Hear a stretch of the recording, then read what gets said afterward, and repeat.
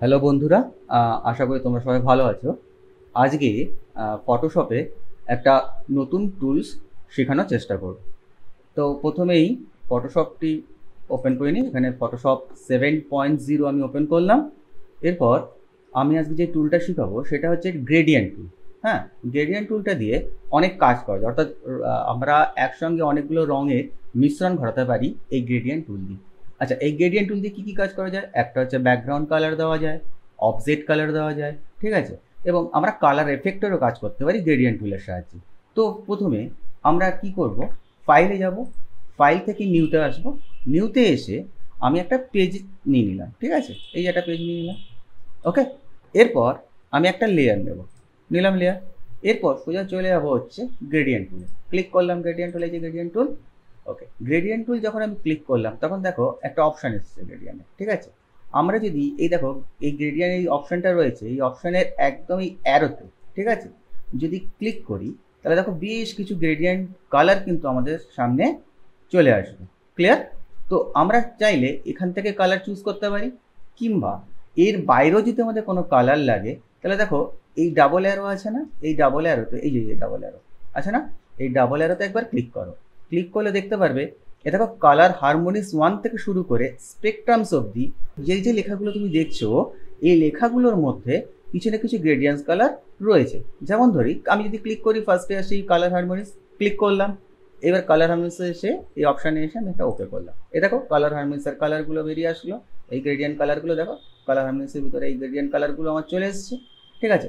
এর থেকে আমি যে কোনো কালার চুজ করতে পারি। যেমন ধরো আমি এখানে চুজ করলাম এইটা, করলাম।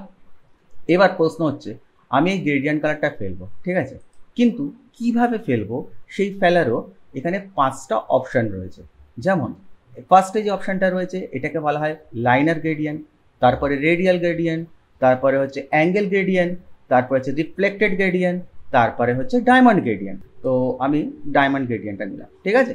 এবার এইটাকে নিয়ে আমি এই পেজের উপর জাস্ট একবার টানবো, এই দেখো গ্রেডিয়েন্ট কালার পড়ে গেছে, হয়েছে? দেখো ডায়মন্ড আকারে একটা গ্রেডিয়েন্ট কালার পড়ে গেছে, পড়েছে না?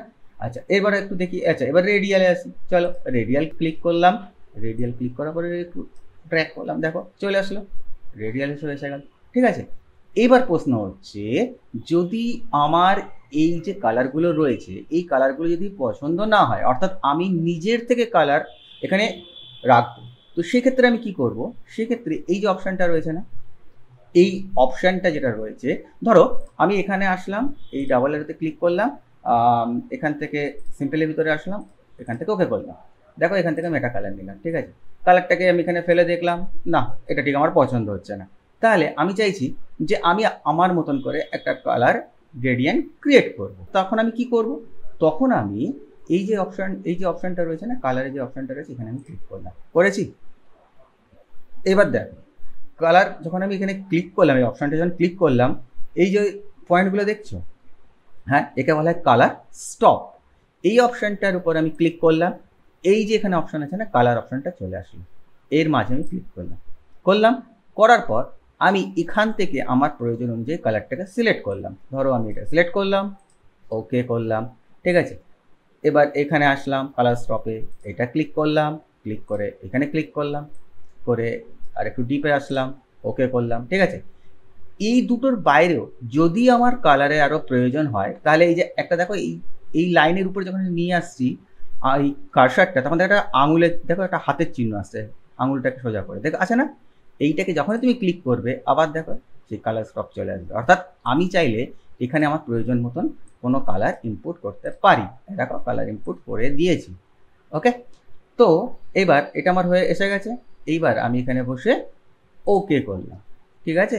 ওকে করার পর আমি যখনই এই যে কালার আছে না, রেডিয়াল যে কালার গ্রেডিয়েন্টটা, এই রেডিয়াল কালার গ্রেডিয়েন্টটাকে নিলাম, নিয়ে আমি এটার উপর আরেকবার ড্র্যাগ করলাম পেজের উপর, ঠিক আছে? পেজের উপর একবার ড্র্যাগ করলাম, ব্যাস এটা চলে এসছে। অর্থাৎ আমি ঠিক যে যে কালারগুলো বেছেছিলাম সেই কালারগুলো, আমার পছন্দের কালারগুলো এখানে চলে এসছে, ঠিক আছে? এই যে কালার যে গ্রেডিয়েন্টটা আমি ক্রিয়েট করেছি, এটা গেল হচ্ছে আমি কোনো কালার আমি পেজের উপর ফেলতে পারি। এছাড়াও আমরা কোনো ছবির উপরও নিয়ে এটা ফেলতে পারি, ঠিক আছে? তো সেই কাজটা পরবর্তী যে আমি ক্লিপসটা বানাবো তার মধ্যে নিশ্চয়ই ইনক্লুডিং করবে। কেমন লাগলো এটা আমাকে প্লিজ কমেন্টস করে জানিও। ওকে, বাই।